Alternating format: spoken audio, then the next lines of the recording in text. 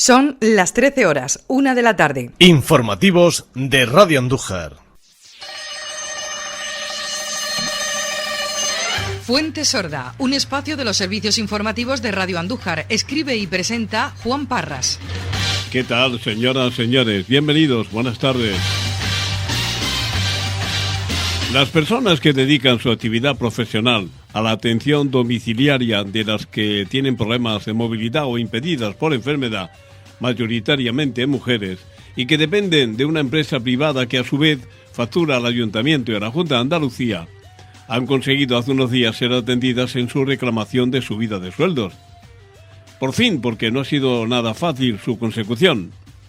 Ahora, ante la realidad que supone su dedicación laboral, con visitas diarias a domicilio y atención personalizada a sus moradores, reivindican, y creemos que con total objetividad, ser vacunadas junto a los profesionales de las residencias y los sanitarios. En realidad, su tarea es calcada a estos colectivos, ya que se mantienen una relación directa en la totalidad de sus quehaceres y que se trata de atender a quienes, por razones de todo tipo, necesitan de ayuda externa domiciliaria y no solo para hacer limpieza en el hogar, puesto que en algunos casos su intervención es determinante para la salud y el aseo de las personas a las que atienden. ¿Y qué cosas si no hacen los que desarrollan su trabajo alrededor de los residentes en asilos o en los hospitales? Aunque en este último caso está claro que se define por sí mismo. Si la vacuna conviene a los trabajadoras que se relacionan a diario con diferentes personas y en domicilios en los que no sea posible cuidar su salubridad, como en los centros de atención sanitaria, por ejemplo, es evidente que ni siquiera debió hacer falta que este colectivo reclame su vacunación. Y no solo porque puedan ser contagiadas, sino porque pueden contagiar, que es una realidad que debía necesitar de más parafernalia ni enconamiento por parte de quien finalmente sea responsable de esta palpable anomalía. A todo esto, más dolorosa resulta esta negativa si aplicamos la realidad que, gracias, por cierto, a los medios de comunicación, estamos conociendo con respecto a quién o quiénes se han inoculado la vacuna. Escándalo mayúsculo que está llevando a la dimisión de muchos girifaltes sin escrúpulos que decidieron usar de sus influencias y ocasión para defenderse del virus antes de quienes realmente lo necesitan, y de hecho estaban en lista preferente.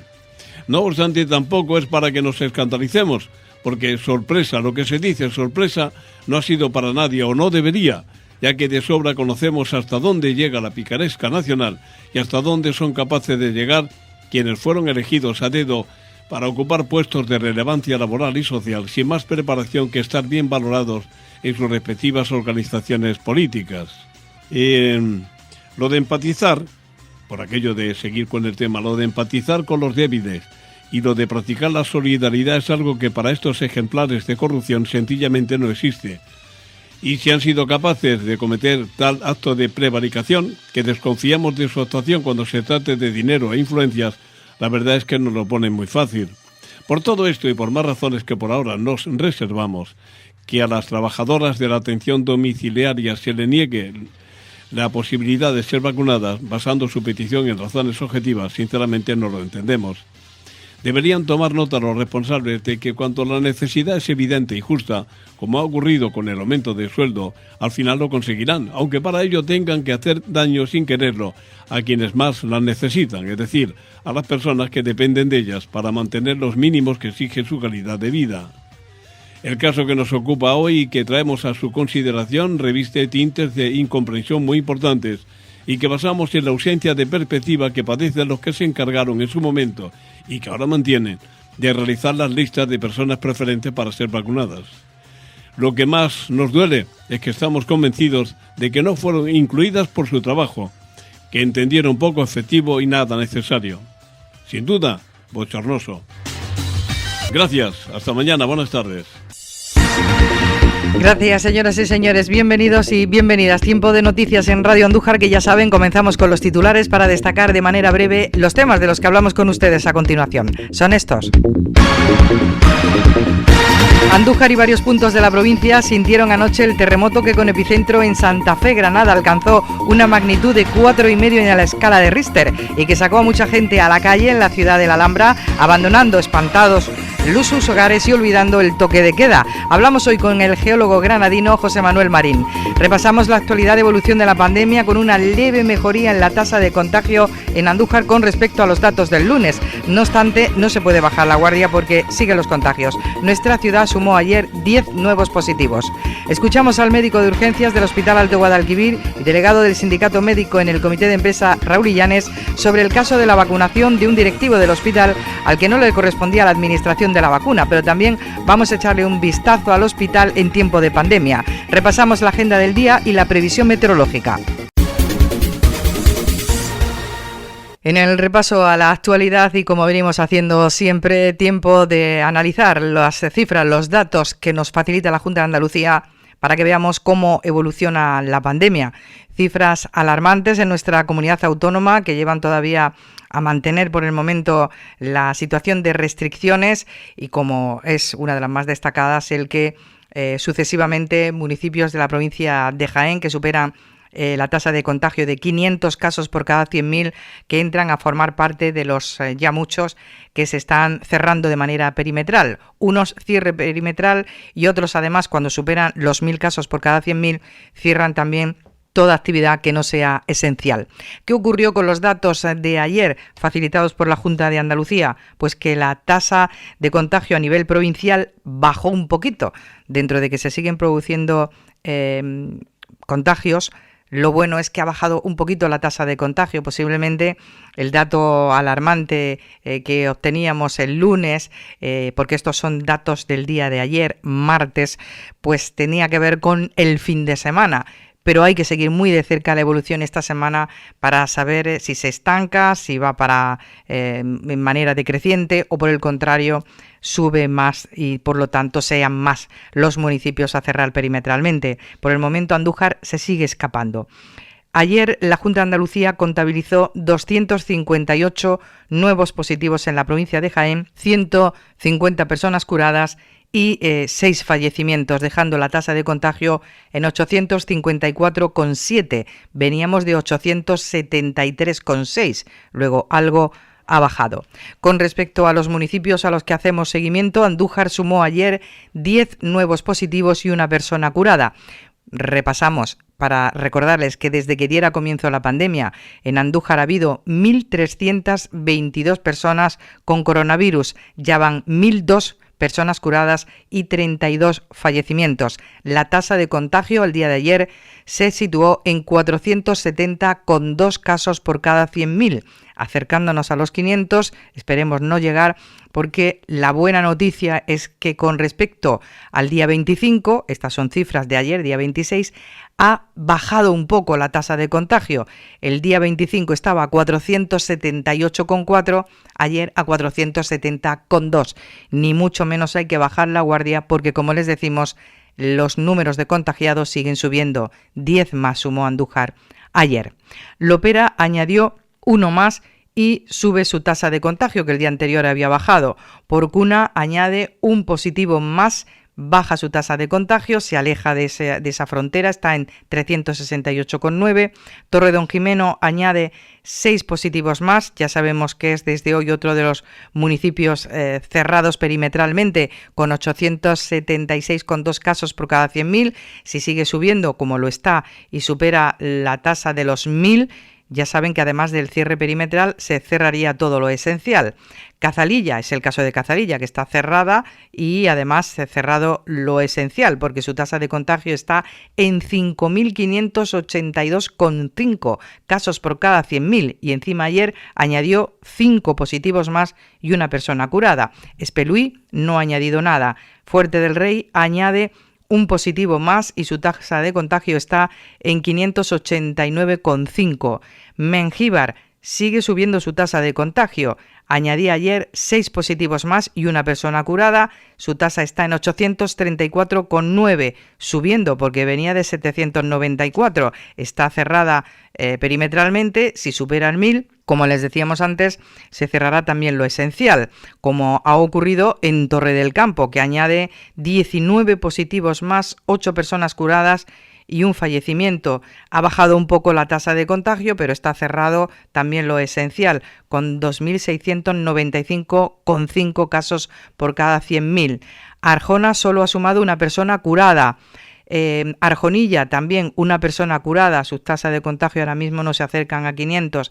Escañuel añadido también una persona curada, lo mismo que La Higuera, una persona curada. 2 casos de contagio más Marmolejo, que se acerca al límite peligroso porque está en 484,4. Y si sigue subiendo como hasta ahora, pues se cerraría igualmente perimetralmente. Villanueva de la Reina no añade nada. 13 casos añade Linares, que baja su tasa de contagio. 51 casos positivo añade Jaén, que sube hasta 838,9. Y el caso de Martos, que añade 7 positivos más y sube también su tasa de contagio a 561,6. Es otro de los municipios que se cierran perimetralmente. Ya ven, así están las cosas. Hacemos seguimiento diariamente, pues para situarnos en estas cifras de evolución y saber, bueno, pues qué es lo que puede pasar próximamente. Si Andújar siguiera bajando la tasa de contagio, volveríamos a escaparnos.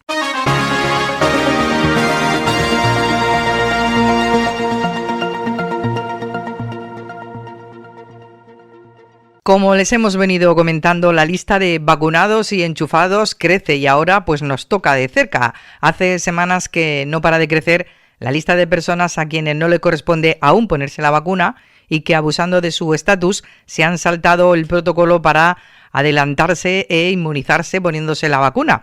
Y tenemos, bueno, pues alcaldes, alcaldesas, todo tipo de responsables políticos, desde las consejerías, también militares y hasta obispos. La denuncia, que ahora se ha filtrado desde el Hospital Alto Guadalquivir a los medios de comunicación, tiene que ver con el director médico en funciones del Hospital Alto Guadalquivir. Y concretamente se denuncia que, estando haciendo desde marzo pasado labores de dirección, tareas administrativas que sigue en su despacho, se haya puesto la vacuna antes que los profesionales médicos que están en primera línea, algo que se denuncia y se respalda igualmente desde el sindicato médico. Concretamente, Raúl Illanes es médico de urgencias del Hospital Alto Guadalquivir y delegado del sindicato médico en el comité de empresa, pues ha querido corroborar esto. Y es que por una parte se dice que esta persona sí siguió el protocolo, pero quienes denuncian este hecho pues dicen que no. Y es más, ya nos adelantan que podría haber habido más casos en este sentido iguales en el Hospital Alto Guadalquivir. Raúl Illanes, ¿qué decimos del protocolo? El protocolo específicamente está disponible para su lectura por cualquier persona.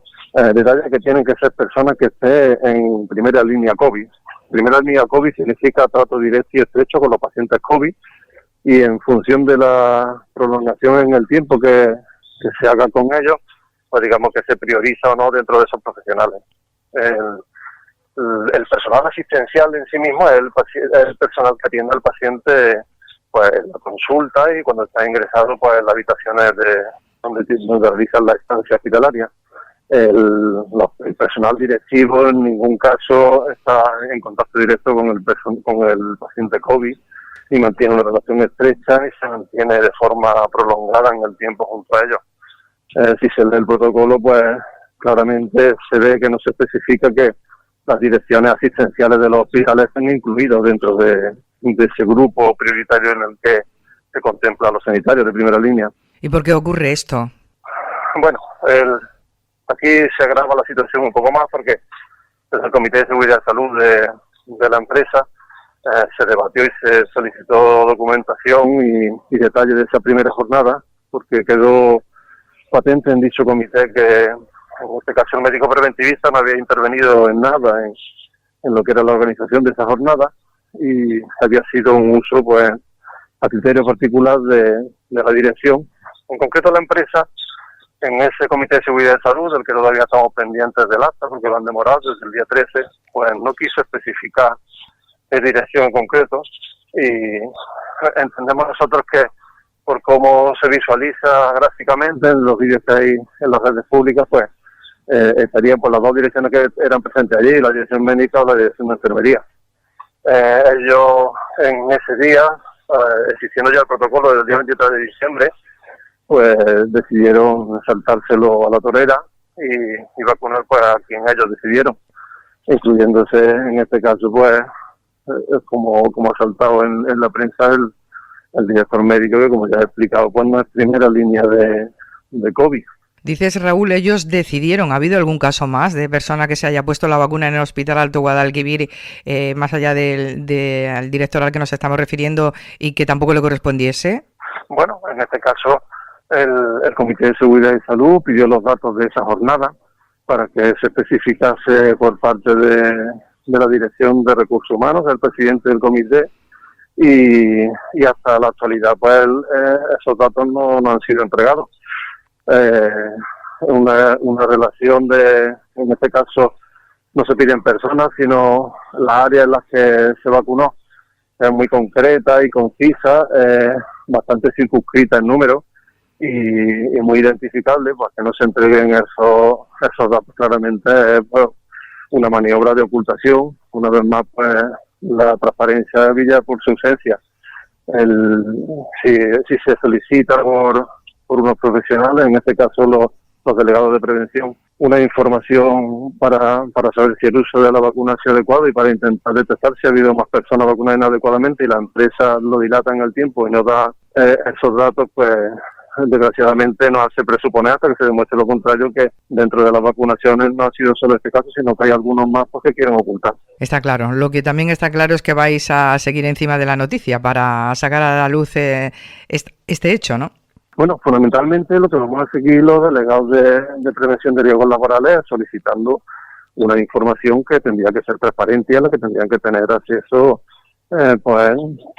todos de manera general. Este es un tema muy sensible en el que estamos hablando de una vacunación que protege a los trabajadores que están expuestos en la línea COVID, y nosotros no podemos admitir que esos datos que pueden dar la tranquilidad y el reflejo de una buena gestión sanitaria pues sean ocultados, porque nos lleva irremediablemente a pensar que esa ocultación de esos datos, que tenían que ser dados casi espontáneamente para hacer eso, una muestra de transparencia y de corrección en todo lo que se ha hecho, pues nos lleva, como digo, a pensar que se está haciendo un mal uso y un mal manejo de lo que no se puede olvidar, que es un bien público. Y estamos hablando de que esta es una institución pública para el bien de los ciudadanos. Nosotros los profesionales sanitarios estamos a su servicio y no podemos hacer un uso particular e interesado de ese bien público para un beneficio particular, en ese caso ya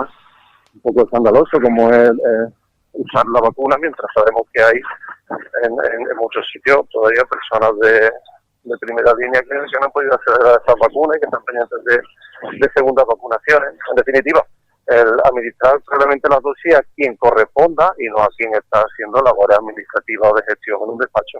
Claro, porque todavía falta mucho personal del hospital, ¿no?, para recibir la vacuna. Bueno, en este caso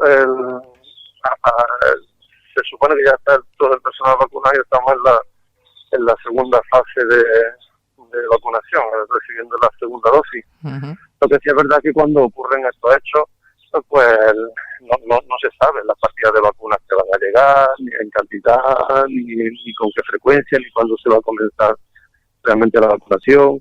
Porque ante esa incertidumbre y el desconocimiento de cómo se iba a organizar este plan, la propia consejería ha afirmado que no sabía exactamente cómo iba a ser, porque evidentemente dependían de la remisión de más dosis. Pues hacer el uso de una vacuna, en este caso sería, tal y como lo vemos los delegados de prevención, el Comité de Seguridad y Salud, sería arrebatar una vacuna a alguien que está en primera línea. Y por poner un ejemplo gráfico para que se entienda, pues tenemos en el servicio de cuidados críticos el que tiene una actividad más extenuante respecto del trato al paciente COVID. Una enfermera, un auxiliar, pues pueden entrar con un paciente y estar dentro de esa habitación durante 2 horas. Eso es un riesgo extremo. A que alguien haga un uso de la vacunación a interés particular, a sabiendo de que hay compañeros que están realizando esa actividad de tanto riesgo y tan prolongada, pues no nos parece ya desde el punto de vista ético admisible. y como delegado de prevención, pues seguiríamos pensando así hasta que se demuestre lo contrario, porque ni las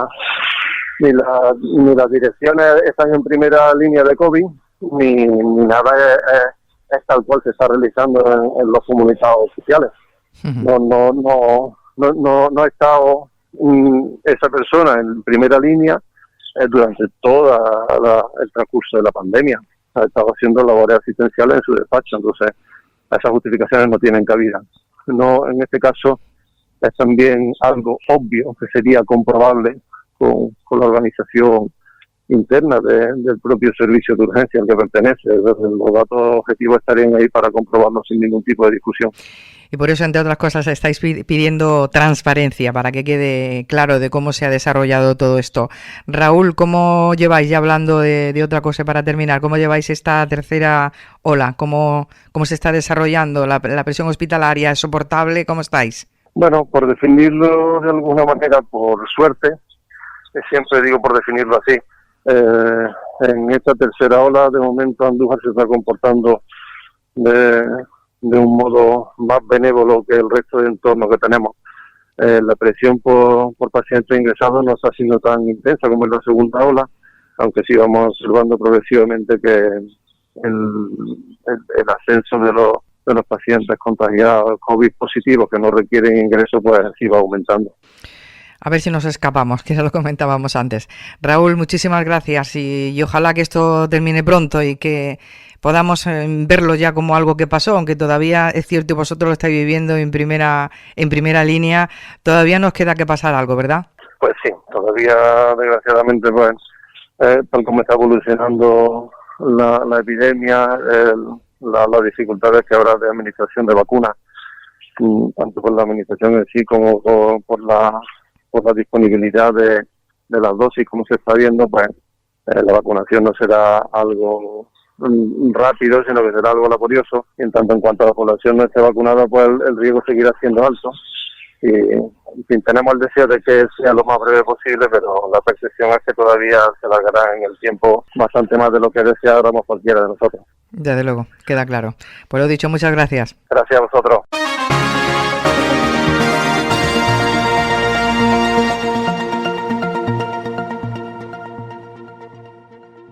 Y como les decíamos, Granada sigue temblando y asustando a la población que anoche se saltó y fueron muchos el toque de queda para salir a la calle ante las sucesivas réplicas que se estaban produciendo. Granada sufre temblores de tierra muy a menudo, casi a diarios, pero la mayoría son imperceptibles para la ciudadanía. Pero bueno, no es el caso de los que se producen por encima de magnitud 3, como está ocurriendo durante el mes de enero. El servicio 112 de emergencia fue testigo anoche de numerosas llamadas por varios terremotos que tuvieron de nuevo origen en Santa Fe, en Granada. Y según comentan muchas personas en la provincia, en redes ya anoche empezaban a mandar mensajes de que se había dejado notar en Andújar, en Jaén, en Alcalá la Real, en Mancha Real. Según el Instituto Geográfico Nacional, el más fuerte de los terremotos vividos en lo que llevamos de enero en Granada se habría producido anoche sobre las 22:54, 11 menos 5 de la noche, con magnitud 4,5 en la escala de Richter y coincidiendo que sería ese el que se dejó notar en nuestra ciudad. Por eso hemos querido hablar, lo hemos hecho esta mañana con José Manuel Marín, es geólogo, es granadino además de nacimiento y vive en Andújar desde hace muchos años, ha estudiado mucho el suelo y concretamente por su profesión como geólogo sabe de este tema y en más de una ocasión nos ha asesorado en asuntos como este y nos ha hablado qué es lo que está pasando en Granada. Bueno, vamos a ver, mira, en Granada, como sabes, ya has dicho, yo soy de allí, he estado 25 años viviendo hasta que me cambié por temas profesionales y he escuchado decenas de terremotos, todos los años prácticamente hay, bueno, no todos los años, absolutamente todos los días hay movimientos de tierra, no solamente en Granada, sino en todo el mundo. Lo que ocurre es que son imperceptibles. Granada tiene una peculiaridad que no es exclusiva de allí, es de todo el sureste de la península ibérica.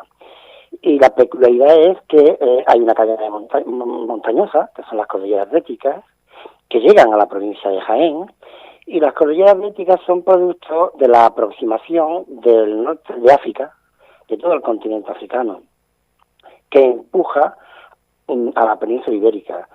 Surgió un plegamiento a consecuencia de aquello, pero todavía hay consecuencias de aquello. No solamente la aparición de las cadenas de montañas, sino además el hundimiento de otros sectores. La Tierra se mueve, la Tierra está permanentemente en movimiento, ¿no? Claro, eso es producto de la existencia de energía en el interior, energía que se pone de manifiesto a través de volcanes, a través de terremotos. Cuando se acabe esta energía, pues se acabarán todos los terremotos y todos los volcanes, como ha ocurrido en la Luna, como ha ocurrido en Venus y como probablemente ya ha ocurrido en Marte, ¿no? Aquí todavía no, queda energía para rato, ¿eh? Y esa es la historia, ¿no? La Tierra tiene movimientos horizontales, como puede ser en la aproximación de África hacia la península ibérica o en otros puntos, la aproximación de la placa oceánica pacífica bajo el continente americano, y también movimientos verticales. Son los movimientos verticales, que son posteriores al empuje, los que originan este asentamiento de bloques, y son los que provocan los terremotos, en definitiva, ¿no? Granada es más sísmica que Andújar, y Andújar es más sísmica que Ciudad Real. Esto es así. José Manuel, ¿por qué anoche se dejó notar este terremoto que tenía epicentro en Santa Fe, en Granada? Pues mira, cuando se libera energía a una cierta profundidad, lo mismo que si hay una explosión, que digo yo, de un globo, o de un cohete. Si explota un cohete en la atmósfera, se expande en todas las direcciones, en todos los diámetros de ese globo expansivo, ¿no? Cuando ocurre un terremoto ocurre exactamente igual. Y aquí llegaría muy poca energía. Pero claro, es que Andújar está situada sobre un terreno blando, sobre las terrazas del Guadalquivir, que es un terreno suelto. Y al ser terreno suelto, vibra más. De tal manera que seguro que en Arjonilla, que está más cerca, o en Arjona, que está más cerca de Granada, pues no se escuchó. Y aquí sí. ¿Por qué? Pues porque hay un terreno, una terraza fluvial, terreno suelto, y vibró más. Terreno blando y vibró más, pues ya lo saben. Noticia que hemos querido también ampliar con un especialista que nos pudiera dar más detalles. Terminamos recordándoles que el tiempo cambia, hoy y hasta el viernes. Concretamente, con días favorables, nos decía Antonio Lomas, para bancos de niebla, como lo que hemos vivido a primera hora de esta mañana, que ha causado además molestias a conductores en la A4, porque ya se sabe lo que es conducir con niebla, pero además es que desde hoy empezamos a notar subida de temperaturas, podremos alcanzar hasta los 20 grados, algo que se va a mantener hasta el viernes. Podríamos alcanzar pues los 25 de máxima, pero solamente es un espejismo, no creamos que es que se ha acabado el invierno. A partir del fin de semana, nos ha dicho Antonio Lomas, vuelven las lluvias y vuelve el viento. Así terminamos, como siempre, agradeciéndoles que nos hayan acompañado. Que tengan una buena jornada. Hasta luego.